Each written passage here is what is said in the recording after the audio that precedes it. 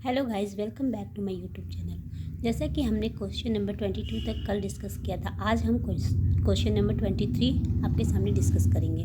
मूल्यांकन का वह तरीका जो विभिन्न कौशलों में बच्चों की दक्षता के स्तर को रिकॉर्ड करने में मदद करता है वह है to evaluation tool that help to record the degree of proficiency of a child in different skill is। क्या बोलते हैं उसको? जांच सूची, रेटिंग स्केल, व्यवहार संबंधी विशिष्ट घटनाओं का रिकॉर्ड, अभिभावकों से साक्षात्कार, इंटरव्यू। तो मूल्यांकन का वह तरीका जो विभिन्न कौशलों में बच्चों की दक्षता के स्तर को रिकॉर्ड करने में मदद करता है वह है रेटिंग स्केल। ठीक है, रेटिंग स्केल पे हम जान सकते हैं कि बच्चों का जो मूल्यांकन हुआ है, मूल्यांकन करके यह जान सकते हैं कि उनकी जो प्रोफिशिएंसी है वो किस लेवल की है। ठीक है, क्वेश्चन नंबर 24, वृद्धि से मुख्यतः तात्पर्य है। Growth primary refers to, growth क्या होता है? शरीर के आकार में मात्रात्मक परिवर्तन, विचार और व्यवहार में गुणात्मक परिवर्तन, सामाजिक कौशलों का विकास, भाषा संबंधी विकास। वृद्धि से मुख्यतः तात्पर्य है शरीर के आकार में मात्रात्मक परिवर्तन। ग्रोथ क्या होता है? Quantitative changes in our body size. ठीक है, हमारे बॉडी में मात्रात्मक क्वांटिटिव चेंज जो होता है वो हमारी वृद्धि होती है। नाउ क्वेश्चन नंबर 25, बच्चा पहले कंधे की मांसपेशियों और बाद में उंगलियों की मांसपेशियों का उपयोग करके क्रियाएं कर पाता है। यह दर्शाता है child first carry out activities using shoulder muscles and later then muscles of finger. क्या रिफ्लेक्ट करता है यह? एकीकरण का सिद्धांत, भेदीकरण का सिद्धांत, सिर से पैर की ओर विकास का सिद्धांत, मध्य से बाहर की ओर विकास का सिद्धांत।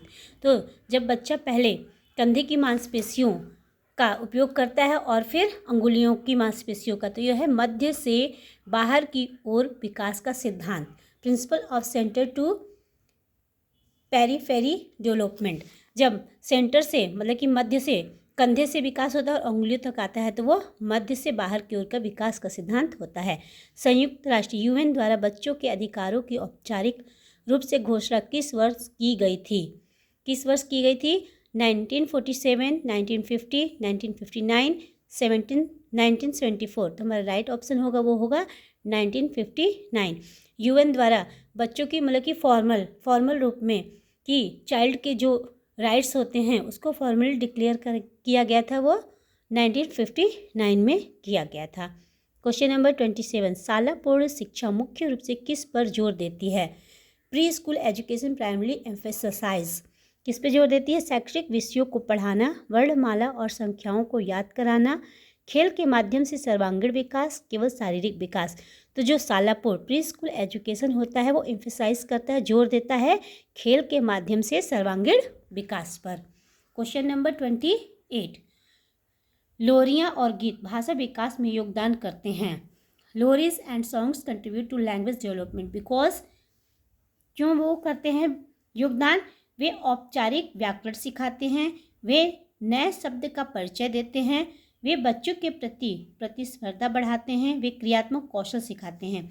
जो लोरी और गीत होता है भाषा विकास में योगदान देते हैं क्योंकि बच्चे लोरी सुनकर और भाषा गीत सुनकर के नए शब्दों से, उसमें जो शब्द आते हैं उनको सुनने के माध्यम से बच्चे नए शब्दों से परिचित होते हैं। तो ठीक है, जो लोरी होता है वो लोरी और गीत होता है वो भाषा विकास में नए शब्दों को बच्चों को परिचित कराने में योगदान देता है। क्वेश्चन नंबर 29, देखभालकर्ता और शिशु के बीच लगाव बनाने में क्या महत्वपूर्ण होता है? What is crucial in forming the attachment bond between care giver and infant. जो बच्चा होता है और देखभालकर्ता होता है उनके बीच लगाव बनाने में सबसे महत्वपूर्ण क्या है? शारीरिक संपर्क, ऊंची आवाज़ में बात करना, खिलौने, अनुशासन। तो जो देखभालकर्ता और शिशु होता है उनके बीच में महत्वपूर्ण लगाव बनाने में शारीरिक संपर्क जो होता है वो महत्वपूर्ण होता है। फिजिकल कांटेक्ट देखभालकर्ता और शिशु के बीच लगाव बनाने का एक महत्वपूर्ण तरीका है। अब क्वेश्चन नंबर 30, अपरिचित के प्रति व्यग्रता अपनी चरम सीमा पर होती है।